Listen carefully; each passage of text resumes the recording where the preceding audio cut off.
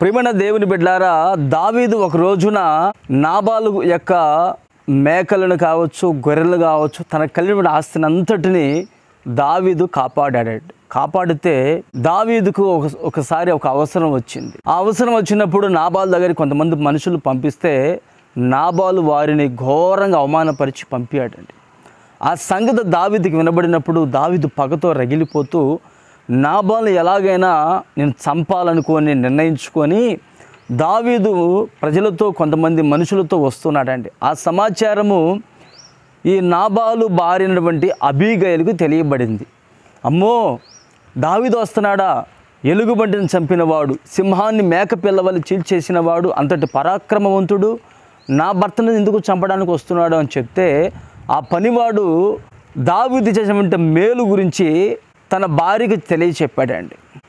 ఎప్పుడైతే తెలియచెప్పాడో పిల్లారా, వెంటనే నాబాలు భార్య ఏం చేసింది తెలుసు? 200 మానికల వేచిన ధాన్యమును, అంజూరపు అడలను, ద్రాక్షరసపు తిత్తులను, వండిన మాంసమును, ఇవన్నీ దానం సమృద్ధిగా తీసుకొని ఆమె బయలుదేరిందండి. బైబిల్లో రాయబడింది, సమూయేలు మొదటి గ్రంథము 25వ అధ్యాయము 18వ వచనములో ఉంటుంది.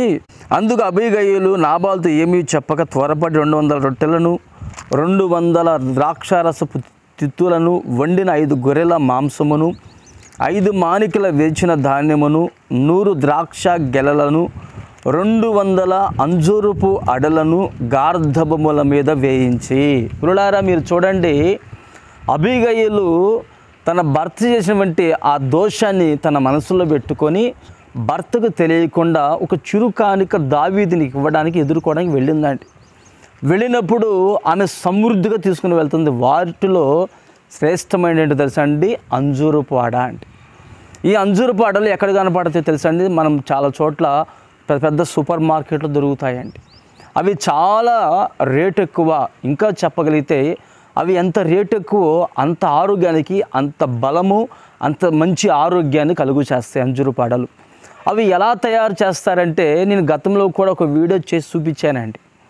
అంజూరపు అడలు ఎలా తయారవుతాయో కూడా చూపించాను. ఆ వీడియో మీరు చూడండి. మీరు ఇక్కడ చూసినట్లయితే ఇదిగో ఈ అంజూరపు పండ్లు అండి, ఈ దోరగా వచ్చింది, ఇది దోరగా వచ్చింది, ఇక్కడ ఉన్నటువంటి పండ్లు పక్వానికి వచ్చాయి, ఇంకా కొన్ని ఉన్నాయి.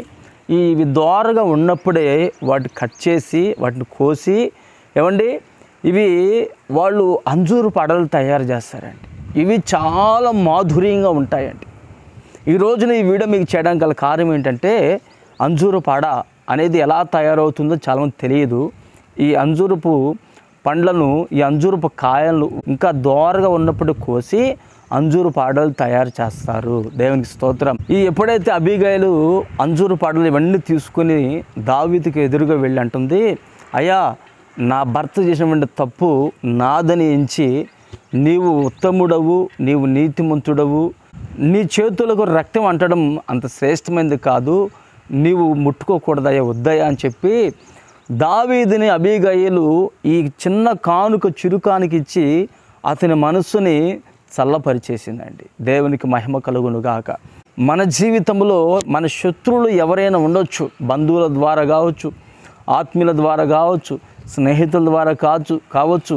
అలాంటి పరిస్థితులలో మనకు కలిగిన దాంట్లోనే మన స్తోమతకు తగ్గట్టుగానే అప్పు చేసి కాదండి, తగ్గట్టుగానే చిరు కానుక ఇస్తే ఆ కానుక ద్వారా వారు శాంతింపబడతారు, ఆ కానుక ద్వారా వారు చల్లార్చబడతారు, ఆ కానుక ద్వారా వారు తృప్తి చెంది నీ మీద దయ చూపిస్తారు. ఈ అబీగయల మీద దావీదుకు మంచి అభిప్రాయం కలిగినది. అంటాడు దావీదు, నువ్వు చూపిన బుద్ధి విషయమై నీకు ఆశీర్వాదము కలుగునుగాక అంటాడు.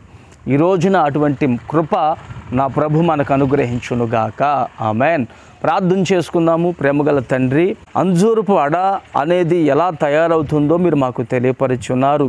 ఈ రోజున మేము కూడా మా శత్రువులైనా, మమ్మల్ని ప్రేమించేవారైనా, మమ్మల్ని మోసం చేసిన వారికి మేము చురుకానుకగా దావీదుకి నా తండ్రి అబీగయలు ఏ విధంగా చేసినదో అలా చేసినప్పుడు మీ ద్వారా మేము గొప్ప దీవెన పొందుతామని మీరు మాకు తెలియపరుచున్నారు. ఈ మాటలు ఈ రోజున మీరు మా జీవితంలో నీరు కట్టి ఫలింపు చేసి మహిమ పొందుకోమని యేసు నామమున ప్రార్థిస్తున్నాను తండ్రి.